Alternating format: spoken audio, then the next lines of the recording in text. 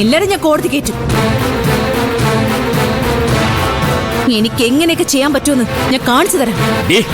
നിനക്ക് ചെയ്യാൻ പറ്റുന്നതൊക്കെ നീ അങ്ങ് ചെയ്യ്. നിയമം പറഞ്ഞ് നീ എന്നെ വിരട്ടാനൊന്നും നോക്കണ്ട. എനിക്കും അറിയാം നിയമങ്ങളൊക്കെ. അതേ നിയമം വെച്ച് തന്നെയാണോ ഞാനും ചെയ്യാൻ പോകുന്നേ.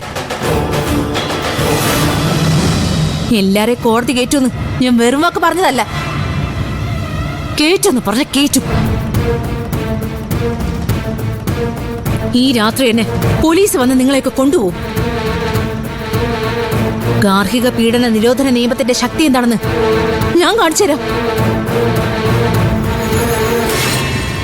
സിദ്ധു, ഈ വീട്ടിൽ പോലീസ് വരിക എന്ന് പറഞ്ഞാൽ നാണക്കേടാ മോനെ. അതൊരിക്കലും നീ അനുവദിക്കരുത്. നീ ആരെയാ വിളിക്കുന്നത്? അതെന്തിനാണോ താൻ അറിയുന്നേ?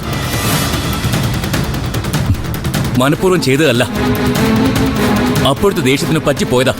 താനിനി ന്യായമൊന്നും നിരത്തണ്ട. തന്നെ എന്താ ചെയ്യേണ്ടതെന്ന് എനിക്കറിയാം. എസ് ഐ റൂബി ആരാണെന്ന് താനും തന്റെ വീട്ടുകാരും അറിയാൻ പോകുന്നതേ ഉള്ളൂ.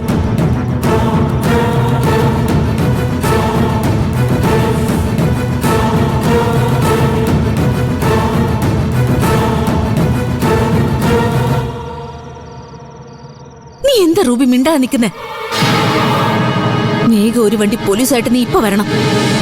എല്ലാരെയും കസ്റ്റഡിയിൽ എടുത്തോണ്ട് പോണം. ഇന്നത്തെ രാത്രി എല്ലാവരും സ്റ്റേഷനിൽ കിടക്കട്ടെ. എന്നാലേ അവരൊരു പാഠം പഠിക്കൂ. ഒരു പെൺകുട്ടിയെ തല്ലുക എന്ന് പറയുന്നത് ഒരിക്കലും ന്യായീകരിക്കാൻ പറ്റുന്ന കാര്യമല്ല. എന്ന് കരുതി രാത്രിക്ക് രാത്രി വന്ന് എല്ലാരും പിടിച്ചോണ്ട് പോവാന്ന് പറയുന്നത് അത് നടക്കുമെന്ന് തോന്നുന്നില്ല ചന്ദ്ര. ഒന്നാമത്തെ കാര്യം, സിദ്ധു ഒരു വക്കീല. രണ്ടാമത്, അയാളൊരു ഹാർട്ട് പേഷ്യന്റും. സ്റ്റേഷനിൽ കൊണ്ടുവന്നിട്ട് എന്തെങ്കിലും സംഭവിച്ചാ ഞാൻ തൂങ്ങേണ്ടി വരും.